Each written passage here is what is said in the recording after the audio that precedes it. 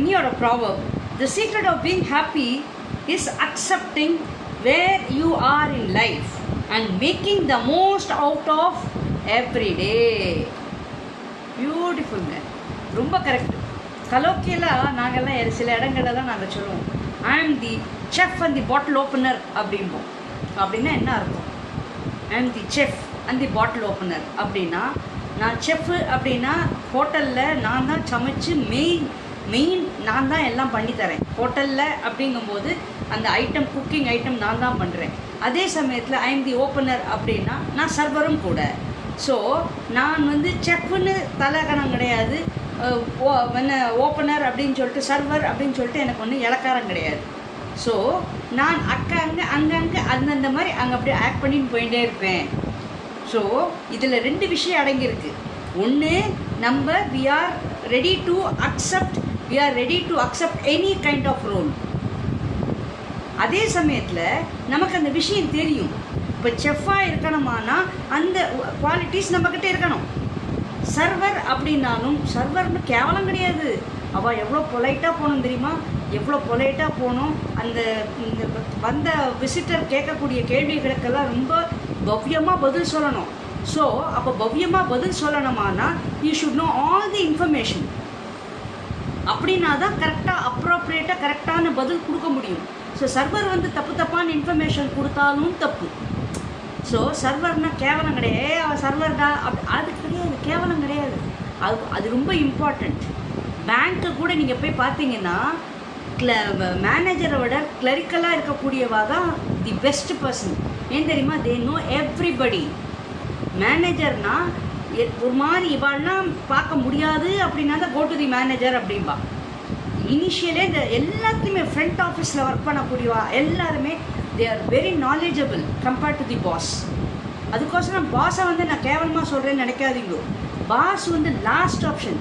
ஏன்னா இதெல்லாம் ஃபில்டர் ஆனதுக்கப்புறம் தான் பாஸுக்கிட்டேயே போகும். பட் அப்போ இவாளெலாம் ஃபில்டர் பண்ணணுமான இவாளுக்கு அந்த இன்ஃபர்மேஷன் எல்லாம் எக்யூப்டாக இருக்கணும். அதை நல்லா புரிஞ்சுக்கோங்க. அப்போ யார் என்ன மாதிரி கேள்வி கேட்டாலும் ஹேண்டில் பண்ணக்கூடிய கெப்பாசிட்டி இந்த ஃப்ரண்ட் ஆஃபீஸ்காராளுக்கு இருக்கணும். ஸோ எதுக்கு நான் இந்த இவ்வளோ எக்ஸாம்பிள் நான் சொல்கிறேன் அப்படின்னா, எல்லா ரோலையுமே we have to learn, we have to accept.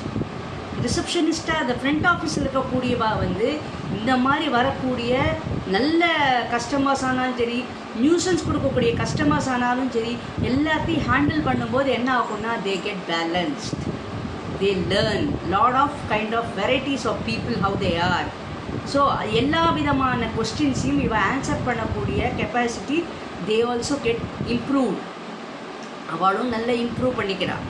So எல்லாத்துலேயுமே ஹாப்பினஸ் எங்கேன்னு கேட்டேன்னா லிவ் ஃபார் த மூமெண்ட். நான் அடிக்கடி எல்லா வீடியோலையும் நான் சொல்லுவேன், அந்தந்த நேரத்தில் நம்ம ஒழுங்காக நம்ம இருந்துட்டோம்னா அந்த மாதிரி ஒரு ஹாப்பினஸ் எதுவுமே கிடையாது. ஸோ பேசிக்காக இதில் மெயின் திங் என்னென்னா acceptance. Live for the moment அப்படின்னா என்ன அர்த்தம்? அந்த நேரத்தை நம்ம அக்செப்ட் பண்ணிக்கணும். அக்செப்ட் பண்ணும்போது என்ன ஆகும் அப்படின்னா நம்மளோட பாடி லாங்குவேஜ்லேருந்து எல்லாம் மாறுங்க, எல்லாம் மாறும். அப்போது அந்த ஒரு சரௌண்டிங்ஸும் மாறும். அந்த சரௌண்டிங்ஸ் மாறினாலே there you get happiness.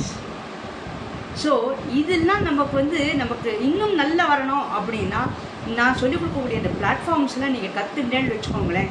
Meditation, ரேக்கி, முத்ராஸு, அப்புறம் மூச்சு பயிற்சி, இதெல்லாம் நீங்கள் கற்றுட்டேன்னு வச்சுக்கோங்களேன். கண்டிப்பாக நீங்கள் இதெல்லாம் சும்மா ரஸ்க்குங்கிற மாதிரி அப்படி அழகாக நீங்கள் ஹேண்டில் பண்ணுவேன், ரொம்ப ஹேண்டில் பண்ணுவேன். பெரிய நான் தான் பாஸ் அப்படின்னு சொல்லிட்டு தலகணமும் கிடையாது. நான் ஃப்ரண்ட் ஆஃபீஸில் ரிசப்ஷனிஸ்ட்டாக இருக்கேன்னு சொல்லிட்டு கேவலமும் கிடையாது. 2 பேர்கிட்டையும் ஈக்குவல் இன்ஃபர்மேஷன்ஸ் இருக்குது. அதை நல்லா புரிஞ்சுக்கோங்க.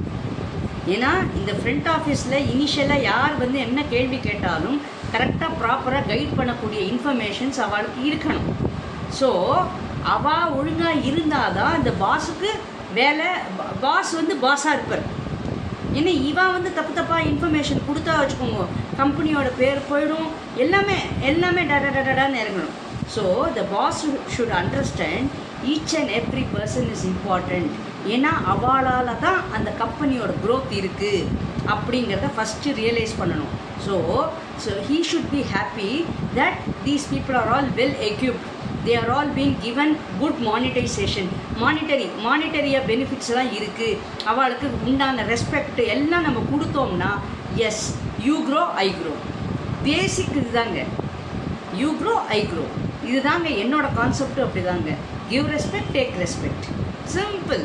ஓகே, சப்ஸ்கிரைப் பண்ணாதவா சப்ஸ்கிரைப் பண்ணுங்க, லைக் பட்டன் ப்ரெஸ் பண்ணாதவா பண்ணுங்க, கமெண்ட் அடிக்காதவா கமெண்ட் அடிங்க. And if you find my message is informative, try to share among your contacts. Bye.